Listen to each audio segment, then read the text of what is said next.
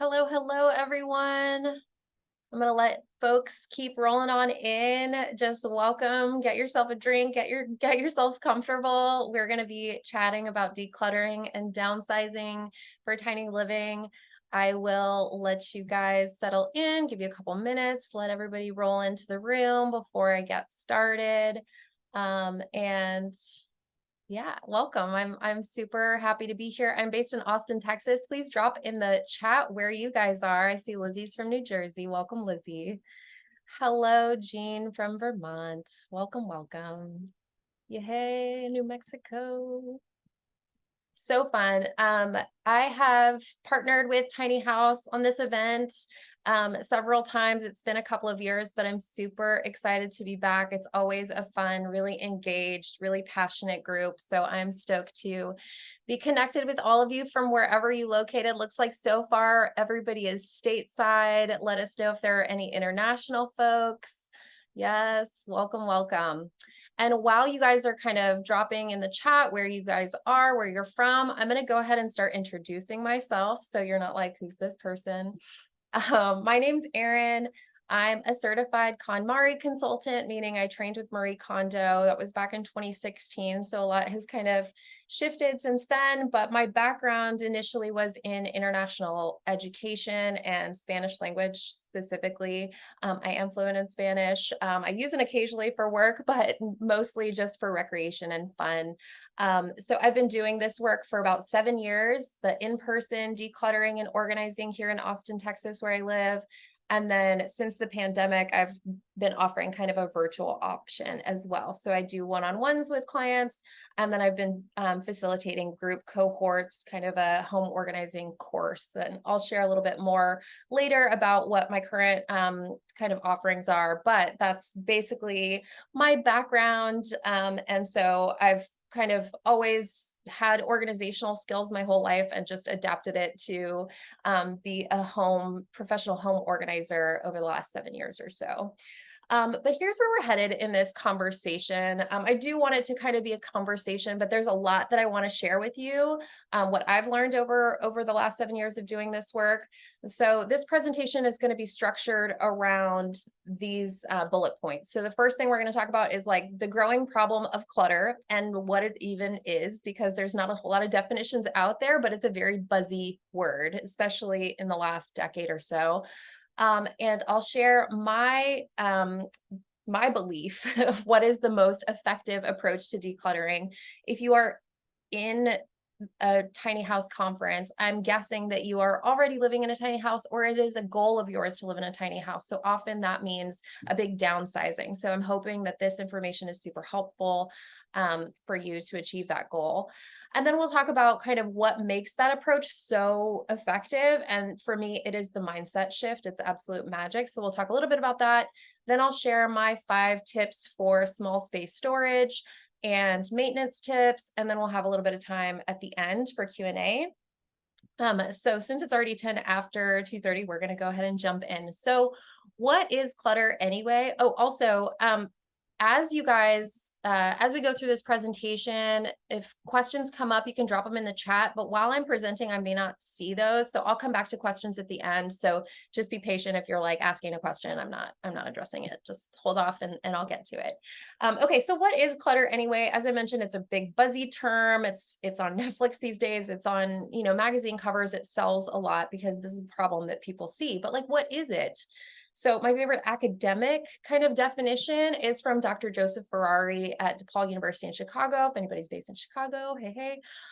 He calls it an overabundance of possessions that collectively create chaotic and disorderly living spaces. And what I really love about this definition is it's kind of a positive spin on it. It's an overabundance, right? It's just too much. It's not bad.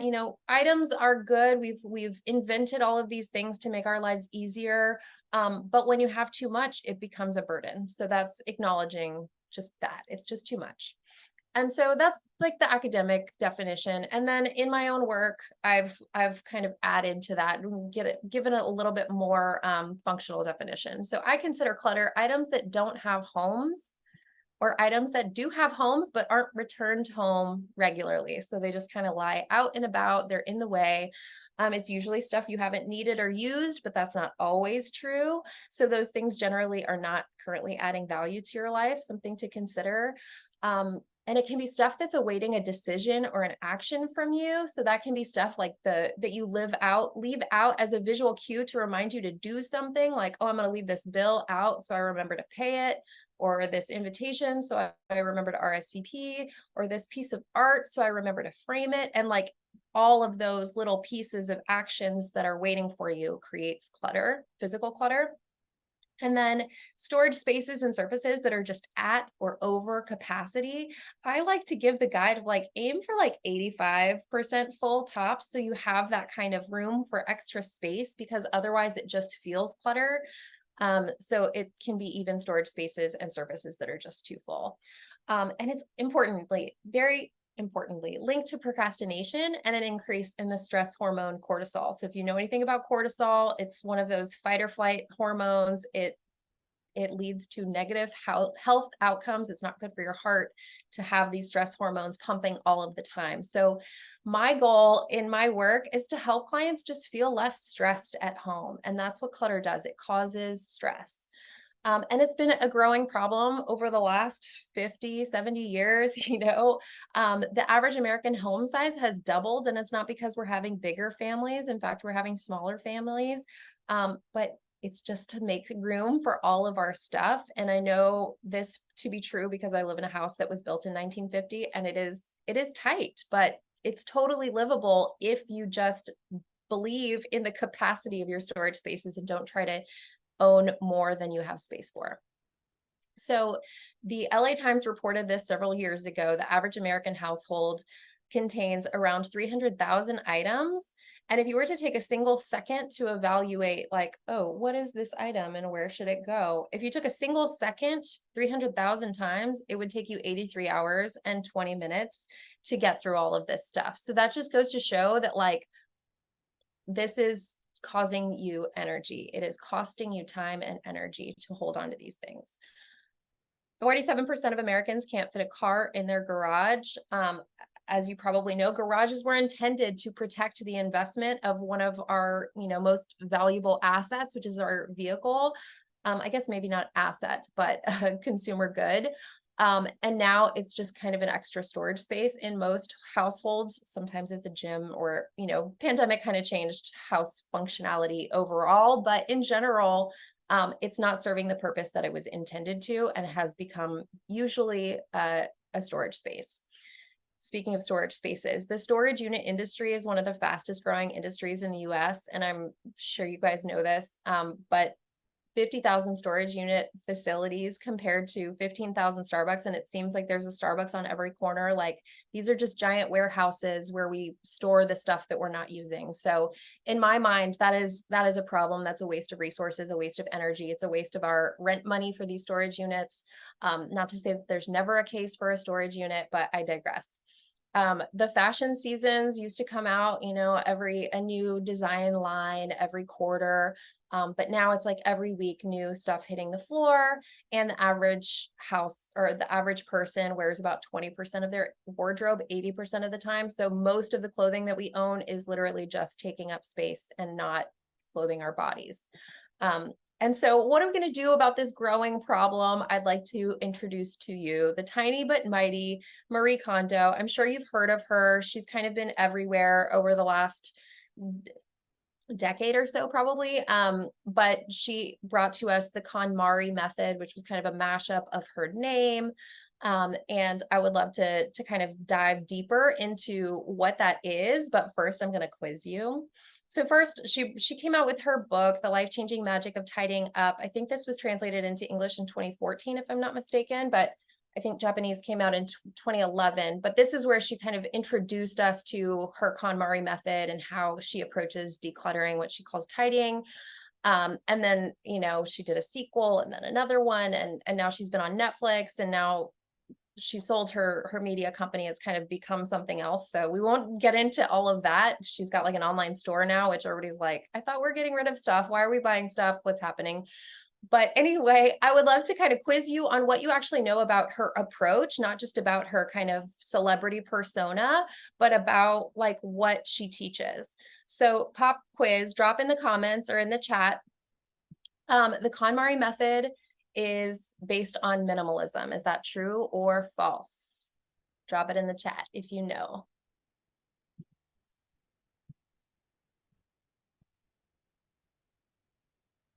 Okay, Denise, Hadaya, sorry if I'm pronouncing that wrong. Ali, there's a lot of people thinking it's true. Does anyone believe that this is false? Barb says not specifically.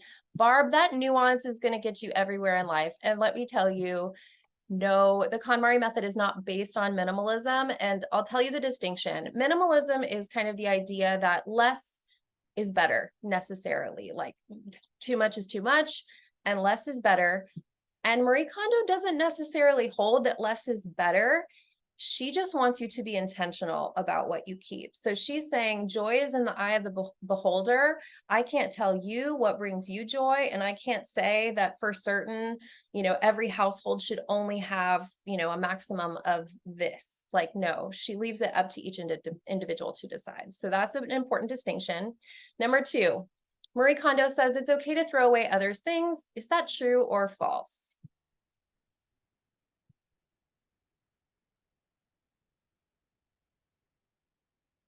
Jean says false. Love it. False. All right, now we're getting it. Yes. You guys are correct. She does not say it is okay to throw away others' things. In fact, she stresses the importance of it being an individual kind of journey and like it being up to each individual person to decide. So you are supposed to go through only your belongings. If you've got like a 2-year-old or an infant, obviously they can't make those decisions yet, but generally toddlers, like they start knowing, like they can tell you, and certainly grown adults and everyone should decide for themselves. All right, number 3, the KonMari method involves thanking your socks. Is this true or is it false?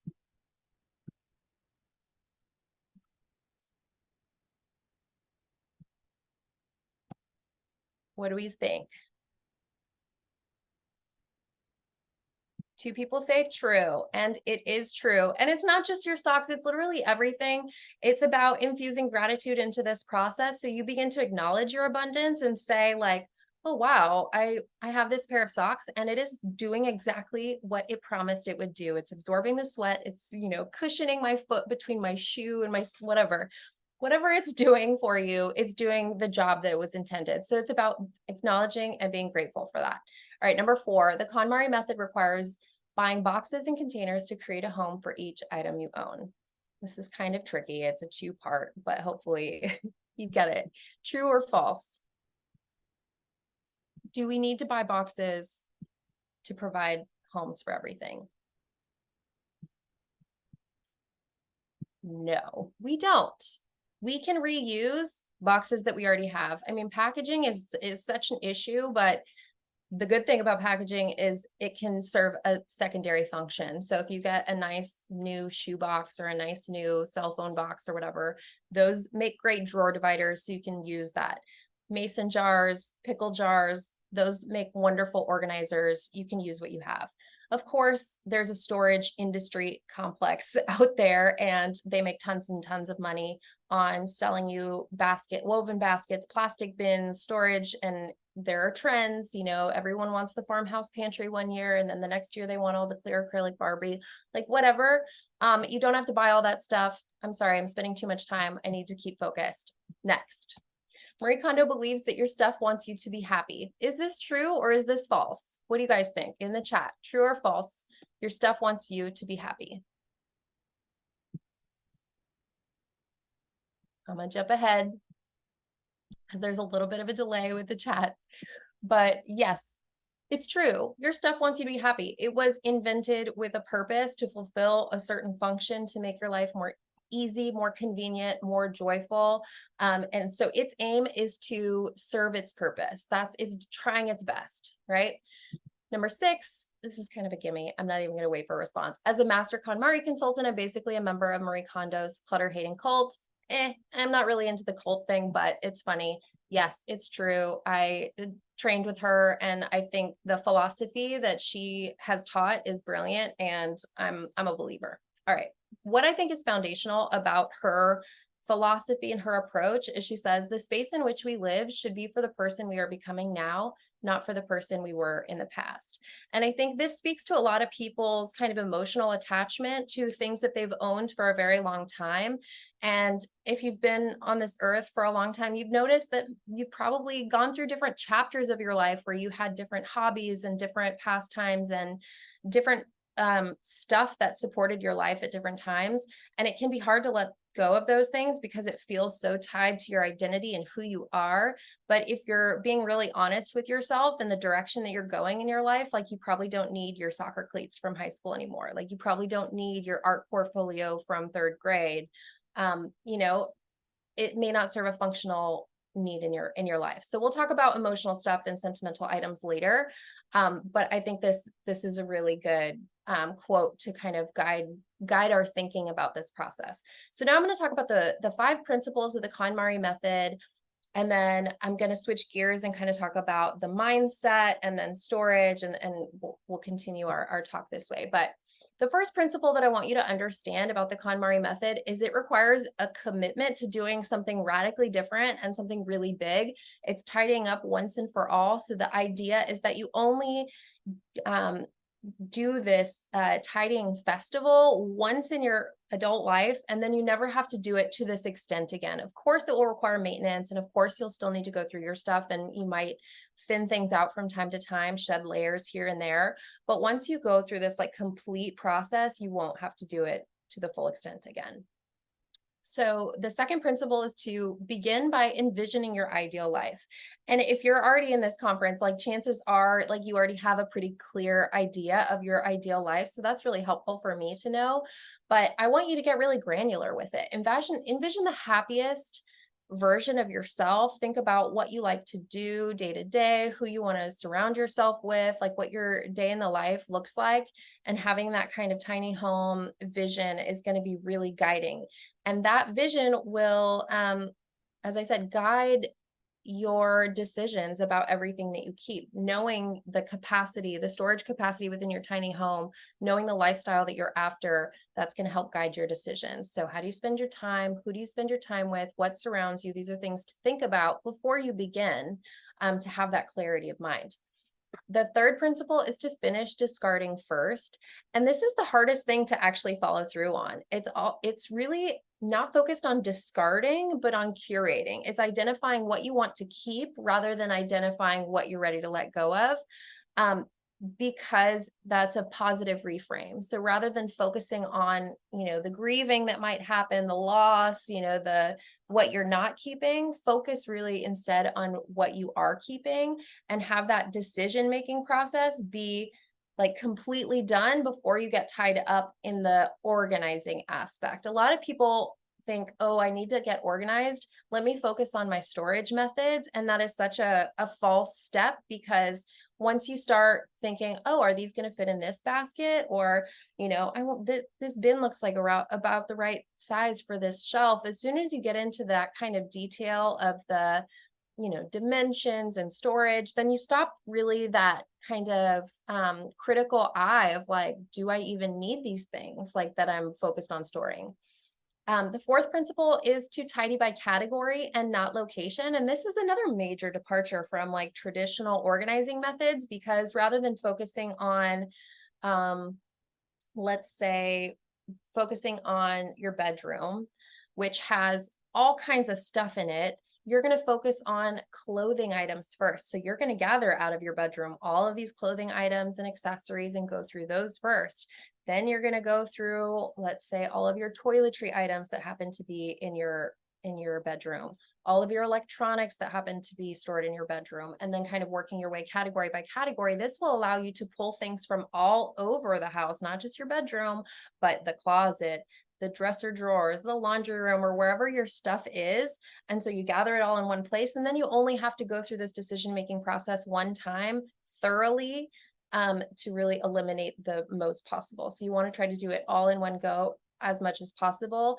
If we're talking about a huge volume of stuff, like if you're moving from, a 3,000 square foot house into a 400 square foot house, like you may not be able to do it all in one go with these big categories, but break down the categories smaller. Instead of doing all of your clothing, just do your shirts all at once, just do your socks all at once, just do your shoes all at once, kind of break it down, but do it all in one go as much as possible.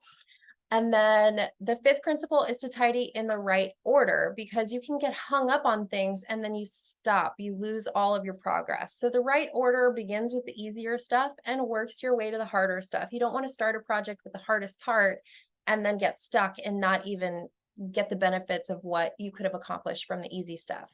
So in Marie Kondo's perspective, and I agree with this, starting with clothes is usually the easiest place to start. It's something we make decisions about every day. We wear it close to our body, close to our skin. So it's kind of an intimate decision. It's also about self-expression. There's so much that goes into it, but starting with your clothing and accessories, then working your way to the harder stuff, which is going to be the more sentimental items. Now, what if you have like a sentimental sweater or something? So it's in the clothing category, but it's also a sentimental item. Anything that comes up in an earlier category, let's set it aside and come back to the sentimental stuff altogether, because there's a strategic approach to this. If you're tied up, if you're like, all in knots over whether to keep this sweater that your grandmother knitted you or whatever, then you're not going to continue with books and papers. You're just going to deliberate and deliberate, or put it in the let go pile and then move it back and then go back and forth. And it just becomes this like emotional, like mental warfare, when we just want to make quick progress, see the gains, see the success, and keep that motivation and the momentum going. And then save the sentimental stuff to when you have more time and energy to really labor over those more emotional and higher stakes decisions. Like if it is a single copy of a photo from a fan, like it just the more rare and the more special it becomes, the harder it is to make decisions about it. So save those decisions for the end.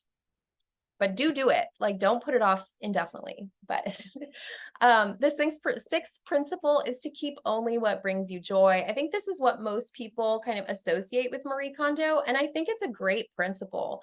But I would add, it brings you joy and it fits your vision for your ideal life, because that hand knitted sweater from your grandmother may bring you joy, but if it really doesn't fit in your ideal vision for your life, and you're not going to really enjoy, it's not going to add significant value to your life, then the hard choice might be to let go of that sweater and go on living your ideal life. Your grandmother certainly wouldn't want it to feel like a burden to you. And there's other ways to remember the special people and moments and experiences in your life without holding on to every physical object that represents that. So if it doesn't meet this criteria, then you're going to say thank you and goodbye. So remember to bring gratitude. If you're letting go of your grandmother's sweater, maybe take a moment with your hand on your heart, talk directly to your grandmother, whatever it feels right to you, to kind of ceremonially release this and the emotion behind it as well. So here's where we talk about the mindset shift that happens. And that's what makes this process of tidying up feel like magic. It really does shift your mindset. And so if you go through that process, you stick with the categories, you stick with the order, you really take time to establish what your vision for your ideal life is, to kind of guide those decisions, then what will happen as a result of that is you're going to become so aware of your overabundance and how our culture and society has convinced us that we need all of these things to be happy. It's going to increase your awareness of the consumption in our society, that you will reduce your shopping behaviors. You're going to be much more conscious about what you already own. So you're less likely to buy duplicates. You're not going to be kind of impulsively buying things like maybe you have in the past. So that's one of the biggest benefits I see to the mindset shift that happens. The second is you're a lot more in tune with your joy and values. Like, how often do we give ourselves the opportunity to really ask what brings us joy? And this process asks you to ask that question over and over and over and over, to where you actually know like what joy feels like in your body, the physical sensation of it, or you actually have clarity on maybe your sense of style becomes more clear, and you just have, um, you've had that opportunity to commune with your values and identify like, oh, I'm only going to be buying, sustainable material items moving forward, or decisions like that you can be much more conscious of. The third part of the mindset shift magic is you become much more decisive and quicker to take action. And I'm going to come back to this a little bit when I talk about maintenance. But what I see in my clients is that when they're, for example, going through their clothing, let's say, and they come up on, all these items are like, oh, well, that requires dry cleaning, or that requires, I need to hem these, or that, like, all of these little tasks that we put off end up creating more stress because they snowball and become a much bigger project over time. We get this clarity that if we just take a small action today, it will save us time down the road, or, our future self will thank us. So I do feel that that's a significant shift that happens through this process, or as a result of this process. And then one of the most beneficial things is, I think it just brings to the front of your mind, the forefront, how abundant we are to have this clutter problem to begin with. And it makes you just more grateful for what you have. And it brings more presence into your day. To have the absence of clutter in your environment just immediately brings you more present in your mind and body, because these visual cues and the noise and distraction from all of these things really do kind of steal our energy away when we're not even maybe aware of it. So before I go into the tiny storage, I'm gonna hop in the chat and does Marie Methods include feng shui principles? Not specifically. That was a question from Deb. It does not specifically talk about feng shui, but it does kind of talk about the energetics of things, and how reducing clutter allows energy to flow more like easily through spaces. So I definitely see there's a relationship there, but it's not I don't know, an official relationship. Let's see. I'm more intentional. Denise says, I'm more intentional when I'm out, especially if it does not fit my tiny home goals. Thank you for the reminders. Oh, you're very welcome. I'm so sorry for those who saw that the time was starting. It will, I think, be recorded and shared to attendees. And Zach and Jason can definitely help out with that. But there's still more to go, so you haven't missed everything for sure. Okay, so again, I'm going to jump back in and give my top 5 tips for tiny storage. If you have other questions that come up, feel free to drop them in the chat, and I will get to them.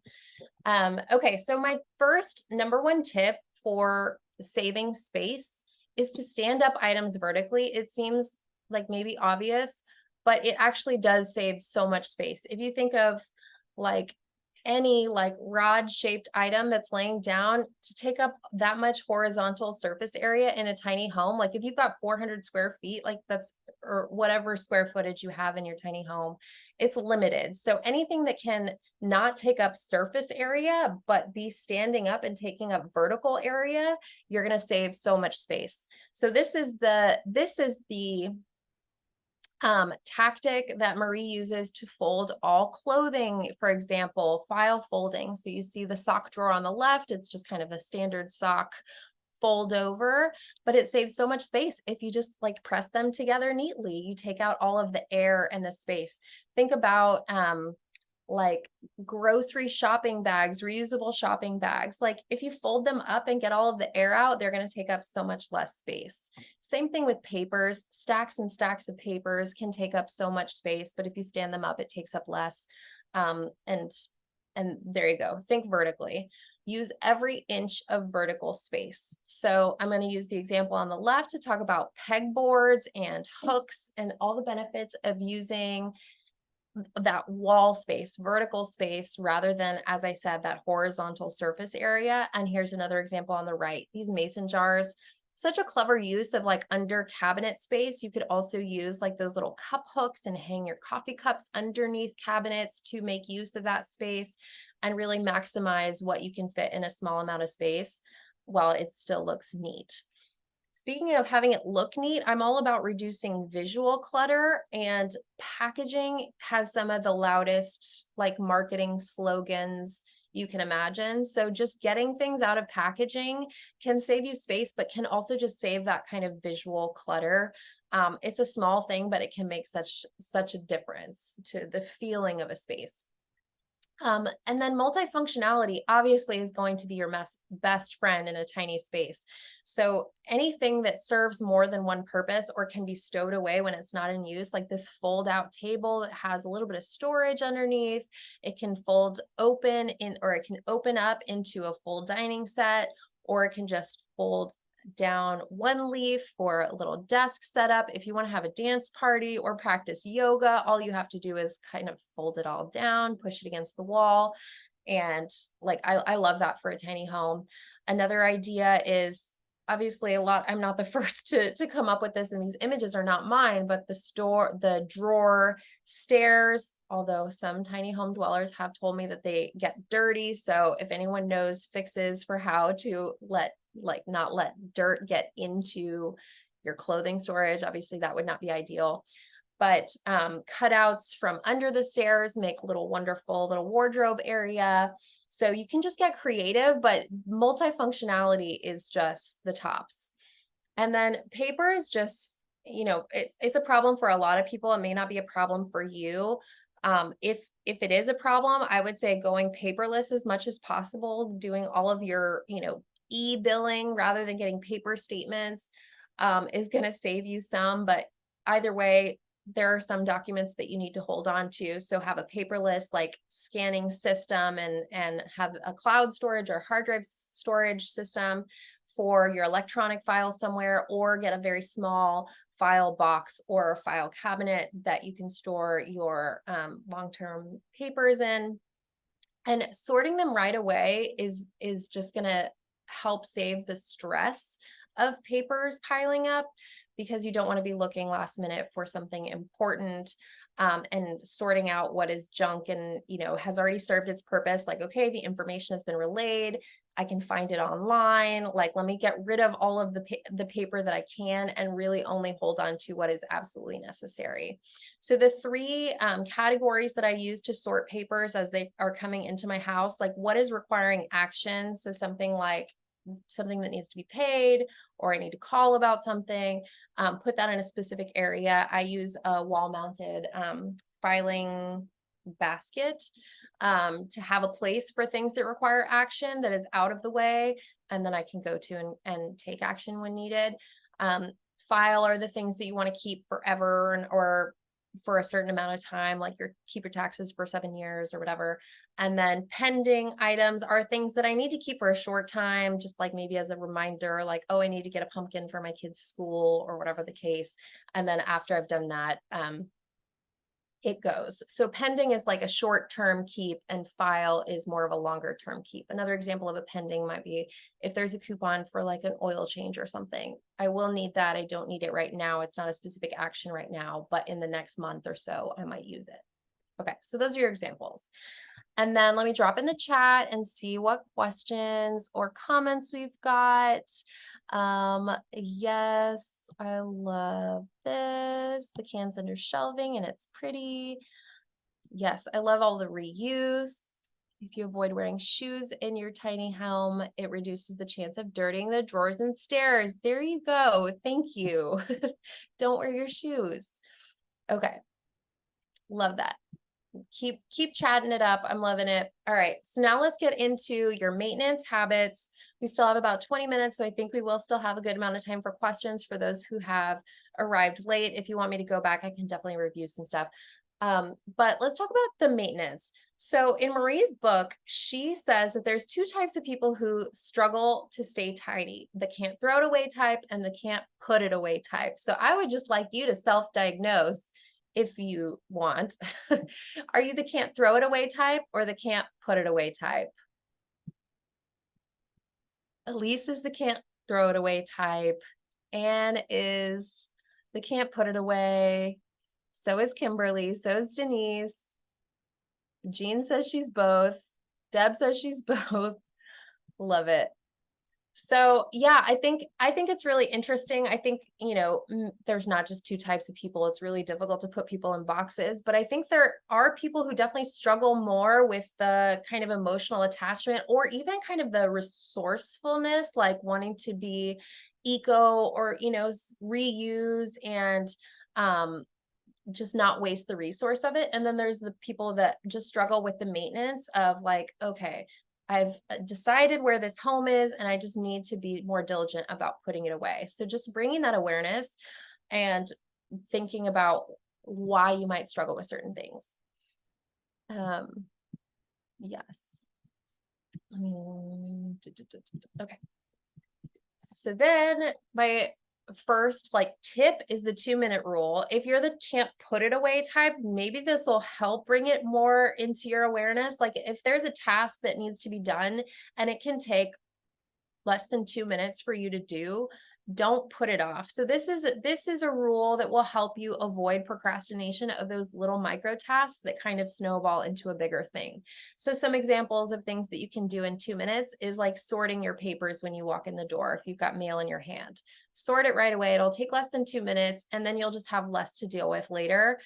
Another example is like break down your cardboard box, as you're recycling it, like simple things, rather than setting your toothbrush down, like put it away in its home. When you take off your shoes, when you enter your home, put it on the shelf. Don't just leave it on the walkway for other people to step on top of. These are things that are just little micro moments where over time it will create a cluttered environment if you just let these little micro tasks go.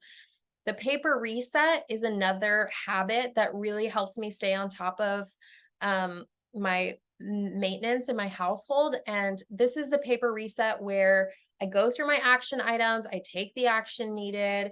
If I deposited that check, I can now shred the check because it's posted to my account.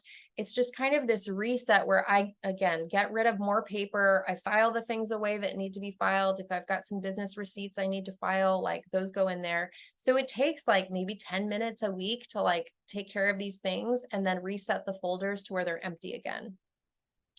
The daily pre-bedtime sweep is like before you go to bed, like make sure the dishes in the sink are washed, if you've got shoes by the door, maybe you take them to the closet. If you've got, a blanket sprawled out on the couch, take a second to fold that up and just have kind of that reset.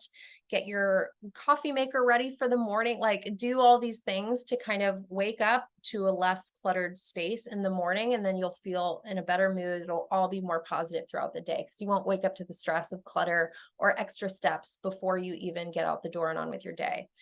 In shared spaces, it's so important to communicate. And in most cases, I think it's important to label shared spaces. So if you've got like a utility closet or a junk drawer, which I call a utility drawer, you guys, we need to rebrand the junk drawer because it's just saving junk. You got to only save the useful stuff. So these are the things when you get like a new item, you talk to the person you share your space with. Where are we going to store this? Okay. All of our cabinets are already at their capacity. So this may require letting go of something else that we are no longer using. Those kinds of things. It's just going to help you maintain a tidier space. This one is so key. Don't put it down, put it away.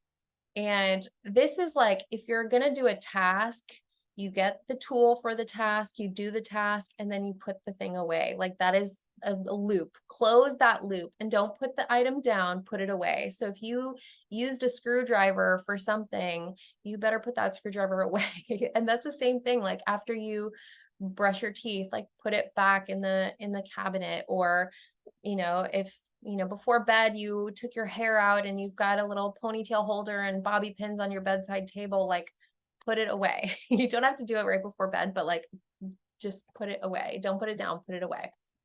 Let that be your mantra. I'll come back to the reflect and shares because I don't want to miss, time. It's 3:15. We have 15 minutes left in our session. I definitely want to take some questions and see what people missed if we want to go back to earlier slides.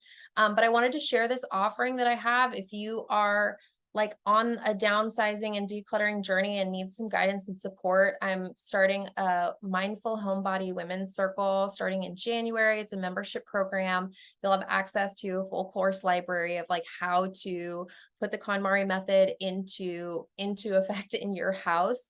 And then what I think is going to be really powerful are weekly live accountability sessions where we all jump on Zoom. We have a project we're going to attend to, and we do that thing. So we've got like 2 hours of focus time, and that body doubling of having someone there, it's just adding a layer of accountability that I think a lot of people lack on big home projects like this.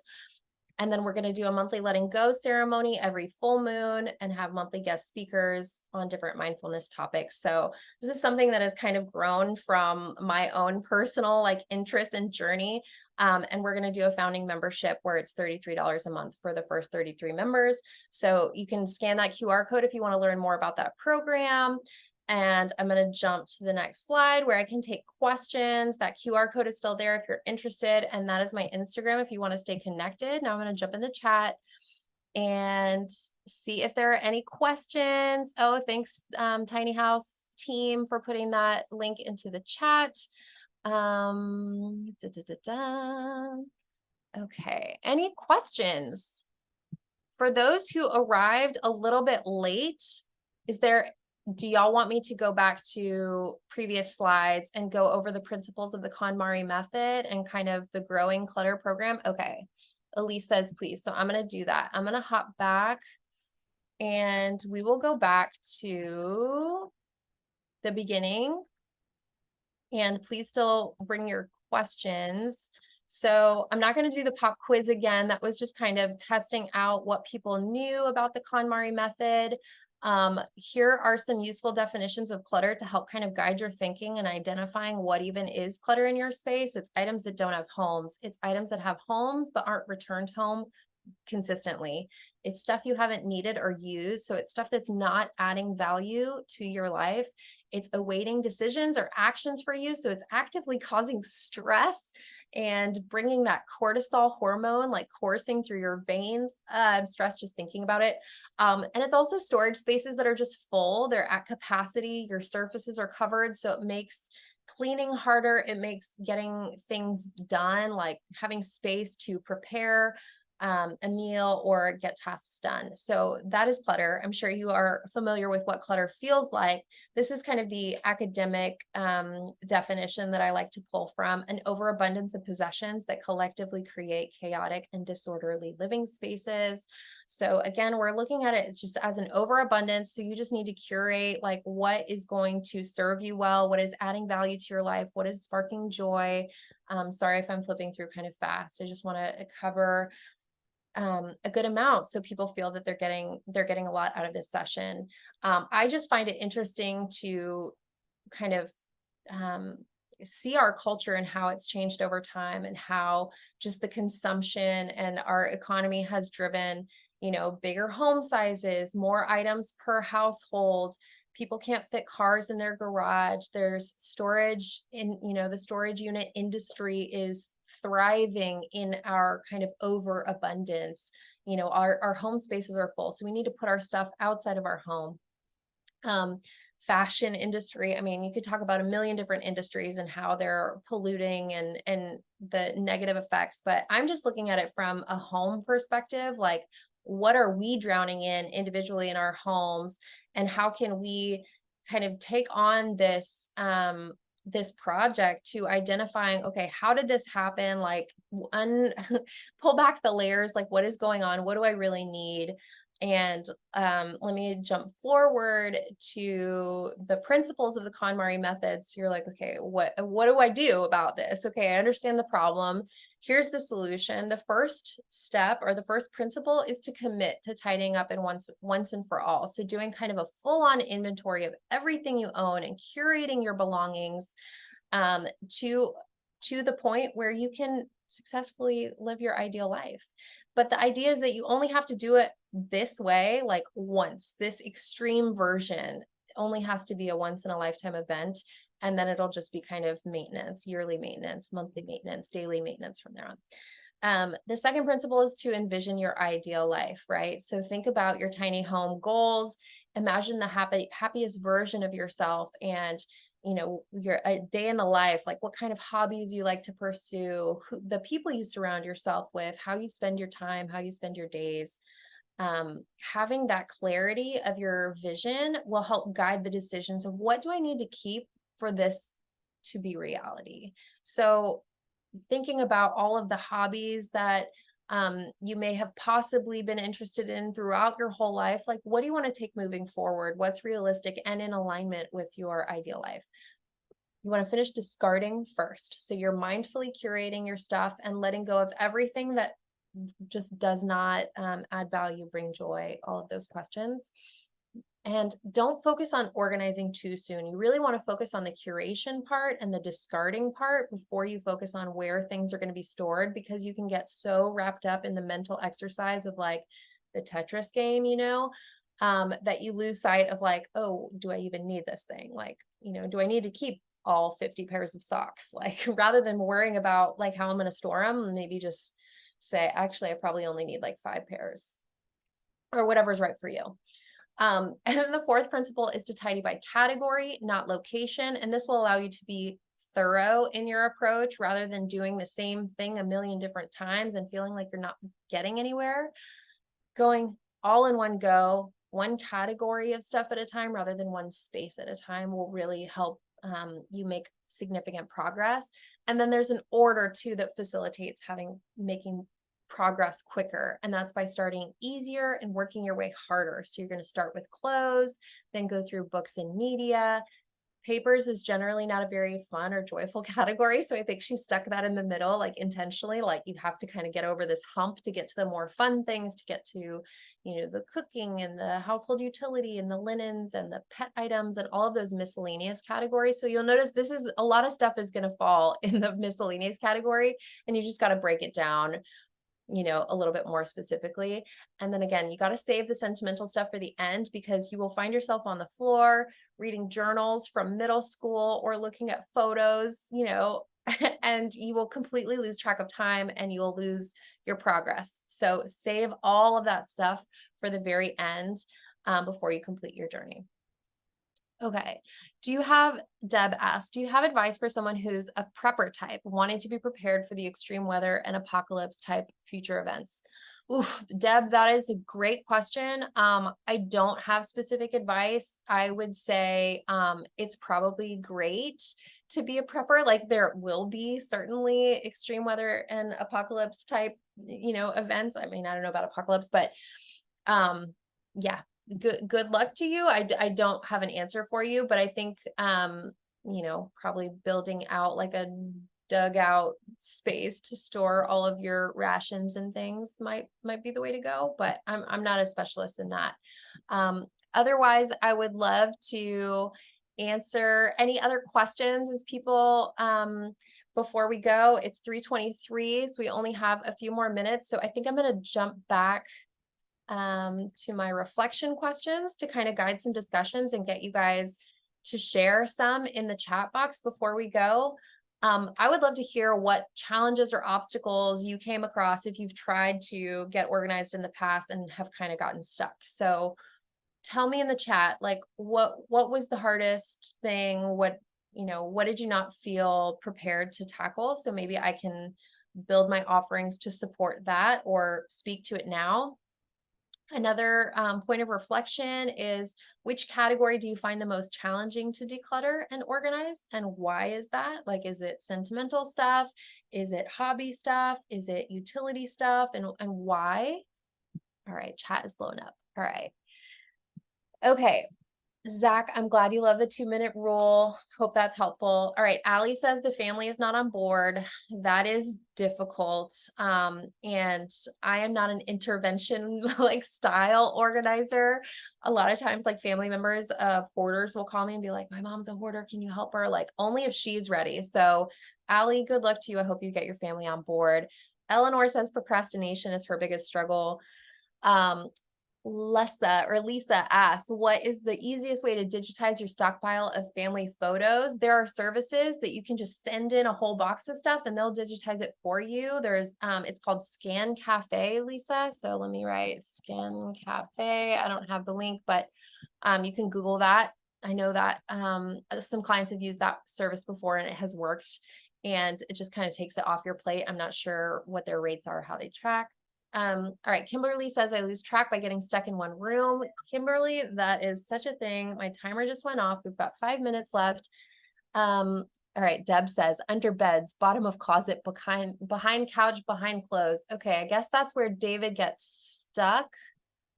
I'm not sure, David, what you're referring to there, but I think not dealing with locations, but focusing on categories will help get you unstuck for this.